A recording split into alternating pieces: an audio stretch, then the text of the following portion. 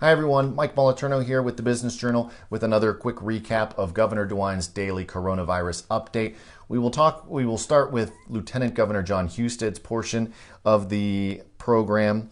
Today he announced that for small businesses who have been looking for business resources, whether that be certain parts of the CARES Act or anything like that, there is now an easier place to find all of those resources at one spot. That is the Small Business Relief, which he announced today, and it is that is meant to provide support to the some 950,000 small businesses in Ohio. You can find that at coronavirus.ohio.gov/businesshelp.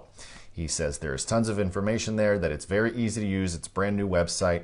But should you not find the information you're looking for, or should you have additional questions, the Lieutenant Governor said to go to the bottom of the page. There you'll find an email and a phone number where you can either email or call for more help.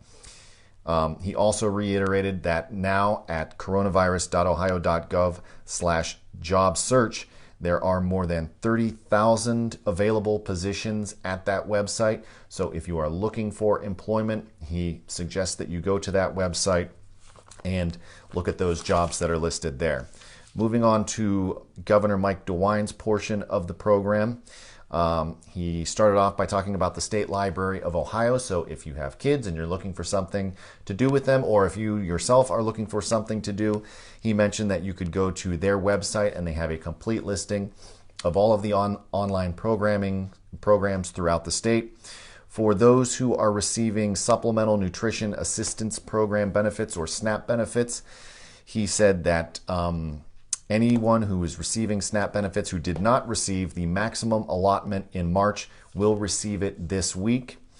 A quick update for liquor control. He said that starting now, if you are getting food or takeout from a restaurant that has a liquor license, you can now purchase up to 2 drinks per order of food. He said that those drinks will be prepackaged, they will be sealed. You are not to open them until you get home, but that option is now available to you. Then he moved on to some activities that they were, some recommendations, some things they were looking into for the prisons in Ohio. At this time, Ohio is home to some 49,000 inmates, and what they're trying to do is obviously to lower the number of inmates, to lower the density of the population in some Ohio prisons to prevent an outbreak from happening there. He says that his administration has identified about 160 inmates that they are going to recommend for early release. Those inmates are in 2 groups. The first group is 141 inmates. Now those people are all minimum security prisoners, and they are all going to be released. They are all within 90 days of their original release date. He also wanted to stress that he wanted to stress that none of those inmates are for violent offenses. None of them for any kind of homicide-related offenses, domestic violence, kidnapping. None of them are any kind of violent offenders whatsoever in both groups.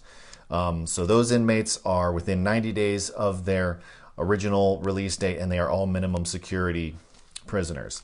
The second group are inmates who are at least 60 years of age and have a chronic health problem, which makes them more vulnerable to the coronavirus.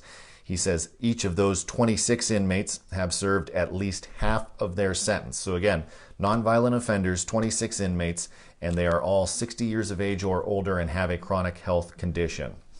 He says that they are asking the judges, in this case, they are asking the judges and the prosecutors who are related to those cases to allow those cases to go directly to the parole board to try and expedite the process to get those people out of the prisons, to make more room so that they can get the prisoners further apart to try and slow the spread of the virus. Moving on to Dr. Amy Acton's portion of the update. She went over the numbers. As of today, there are 4,782 cases of the coronavirus in Ohio, 167 deaths. and 9% of the cases have required the patient to be admitted to the ICU unit.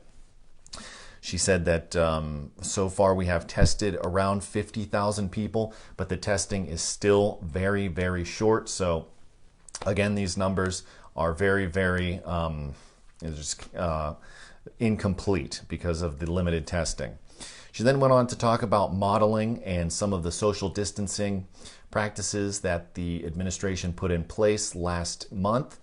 And she wanted to share a little bit of good news that things are starting to look optimistic, that things are starting to look positive, that the curve appears to be flattening, that the date when we will reach our peak number of patients being admitted to hospitals is getting pushed further and further into the future. So those are all good things that will that is buying additional time for our hospitals to ramp up capacity, to get more beds, to get more ventilators, to get more PPE.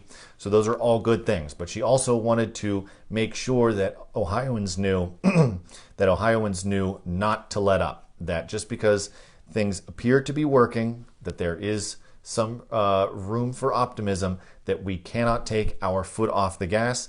She said the second that we do that, that curve will bounce right back up again, and then we will start to see very quickly conditions in Ohio start to look like conditions in some of the worst affected places in the country and the world. So keep up the good work, Ohio. For more news about the coronavirus locally, please keep checking back to businessjournaldaily.com. Thank you to 717 Credit Union for sponsoring our updates. I'm Mike Moliterno. Talk to you soon. 717 Credit Union. Business services designed to meet your daily needs. Commercial loans, business deposits, merchant and payroll services. 717 Credit Union. It's knowing you were treated right every time.